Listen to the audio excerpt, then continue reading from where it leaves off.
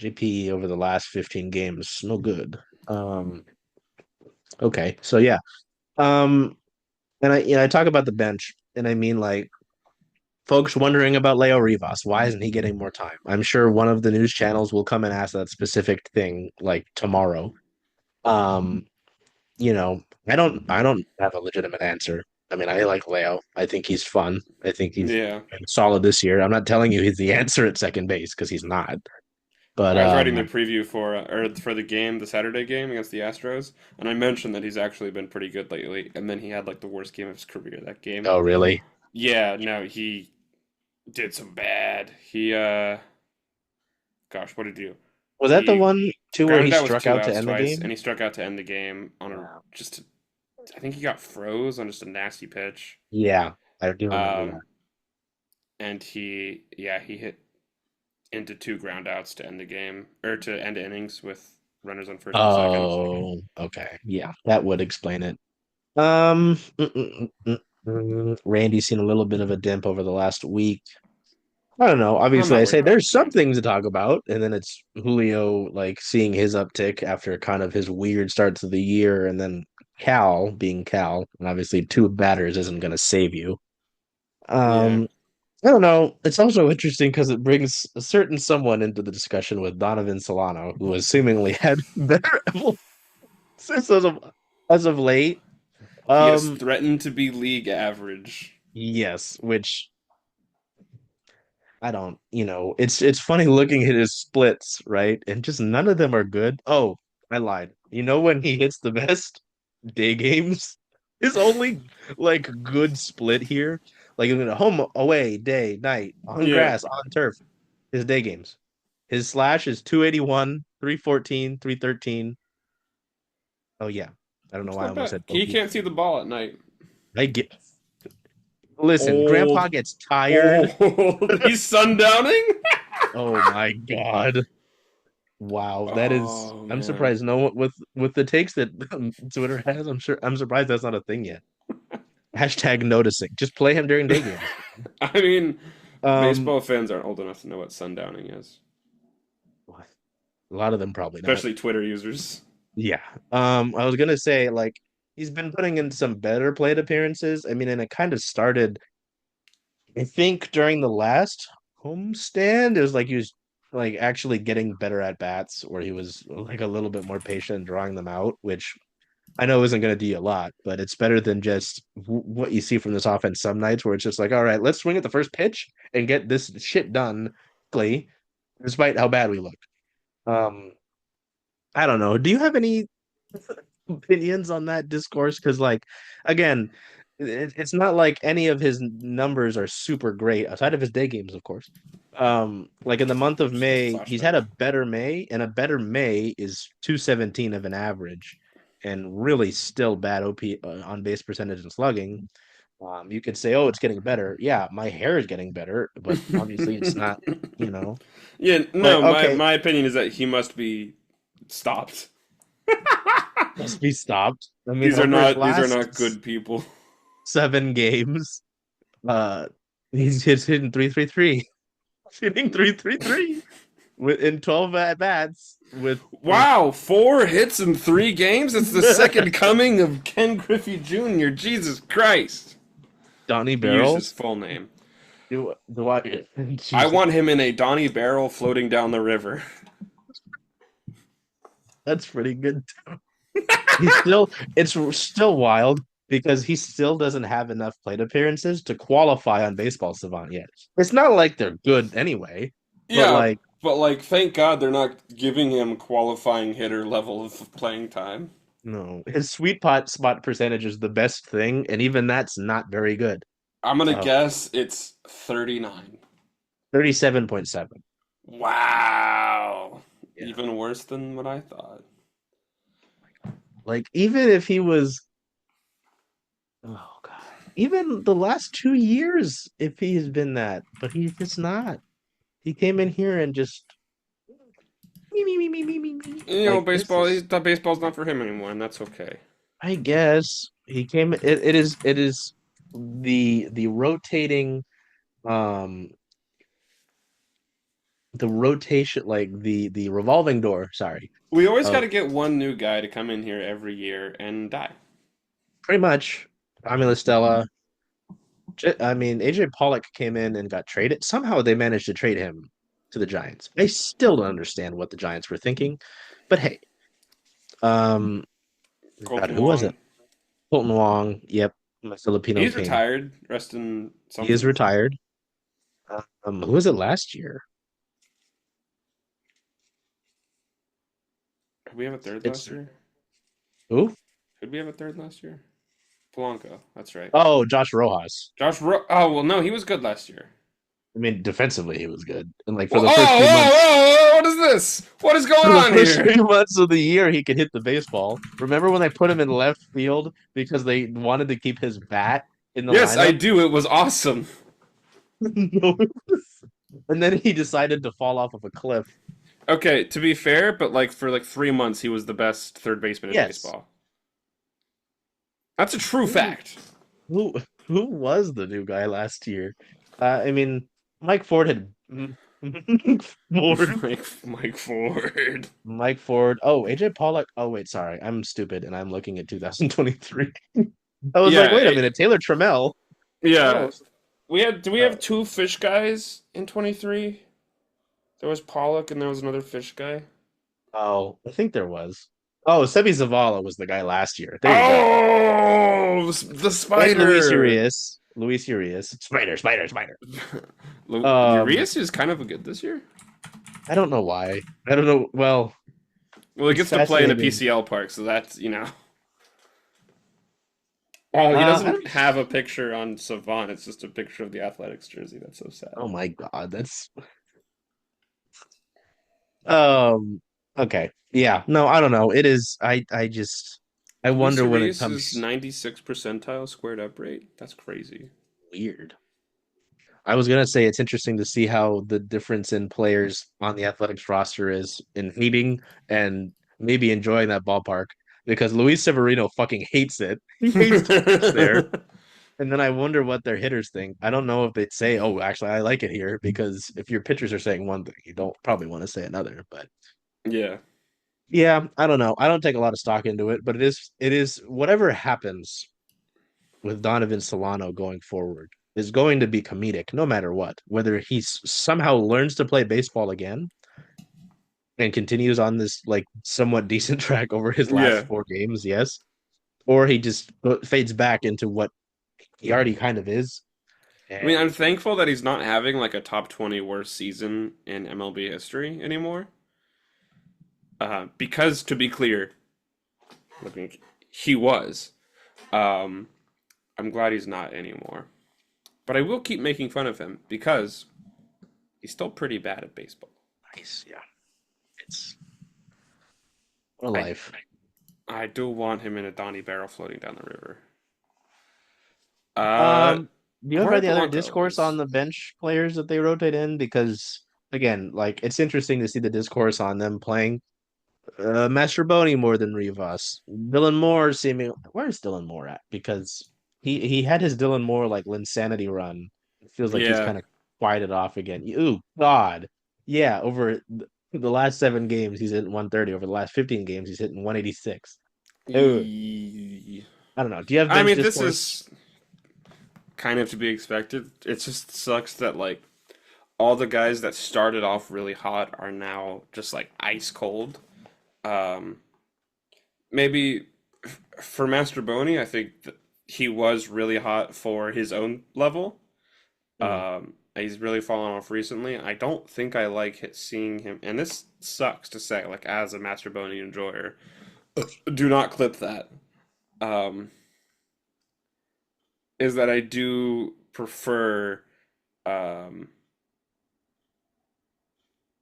wow, talking about it all day, and now all I can think of You've was been talking about him all day. all day, and all I can think of is Luis Urias. Sometimes I can It's still post that here. picture of Wolverine and you for no, the picture for you holding the picture frame would be Abraham Toro, of course. Yes, look at But this out graph. out in the corner there is a Luis Urias picture for some reason. Yeah, there you go. um, I'm gonna lose my mind.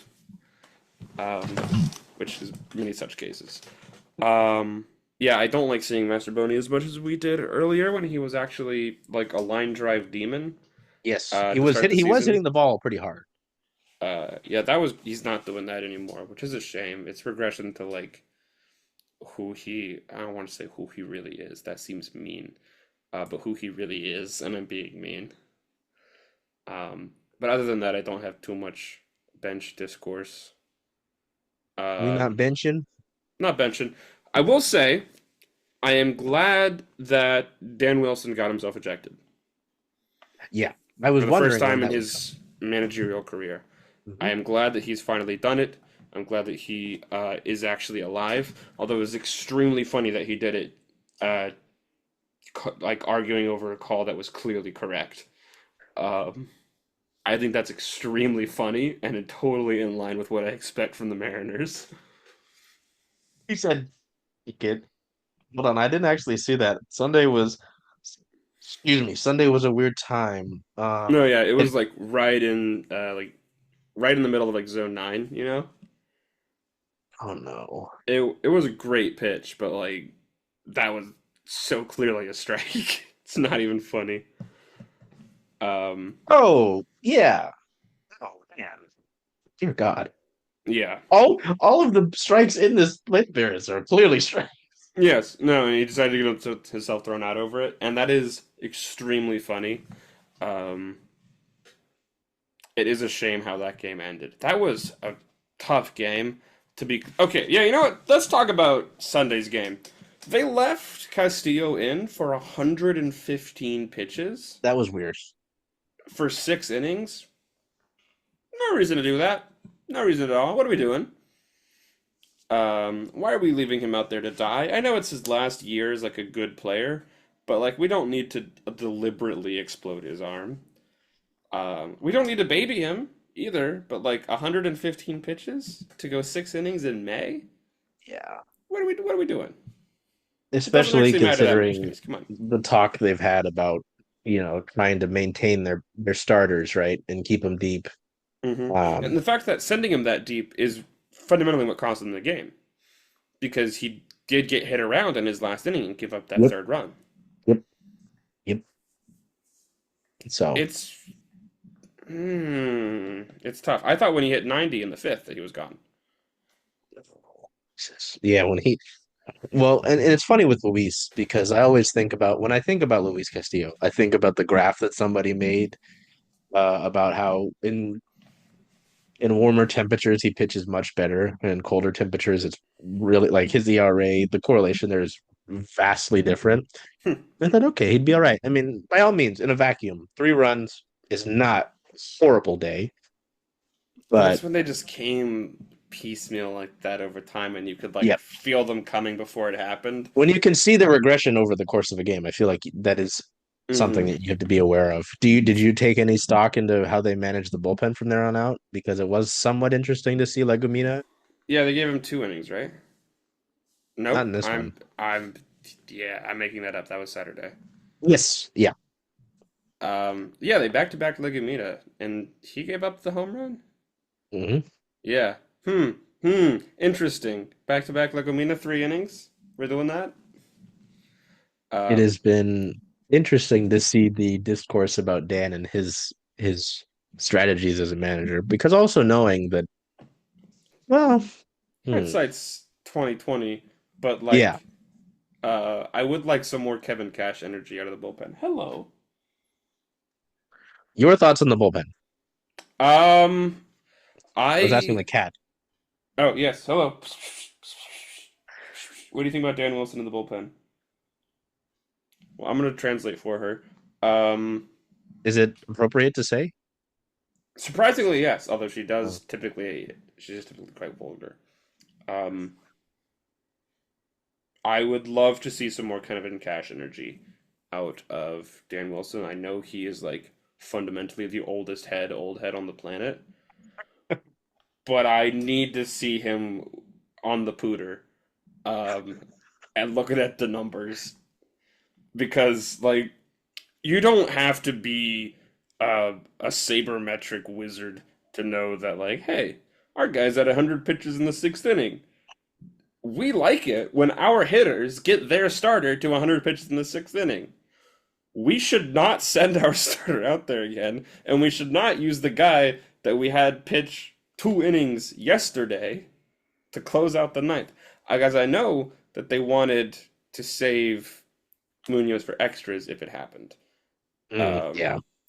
But I think Dan, and this is something that Scott was very good about, was that he didn't care what the inning was.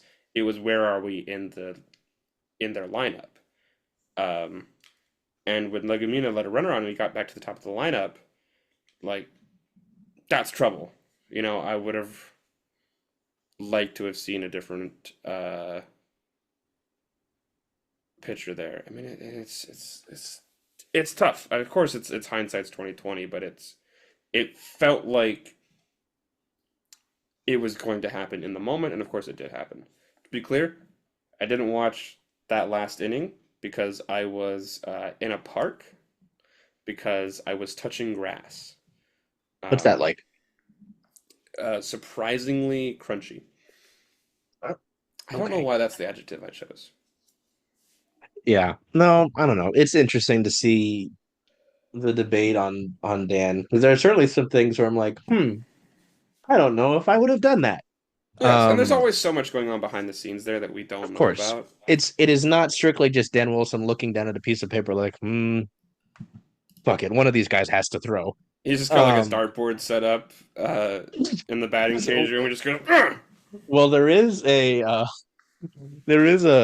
cork board, at least at T-Mobile Park, right? If I'm Dan Wilson, God forbid, and there's the steps here that are closest to home plate, right? Yeah. Oh yeah, no, there's the board with the. There's the cork board right over there, and I didn't realize that. And I don't look at that wall that often when I'm coming out to when we go to speak to him. Mm-hmm. But also it was funny to see one game they had left some of the stuff on there, so it was like they had a chart. I think it was the Toronto series with it was the Yankee series, yeah, with the like a color coded who has good arm, like with the outfielders, like who to run on, good arm, bad arm. I was just like, I don't think I should be seeing this. No one has taken me out back and shot me yet.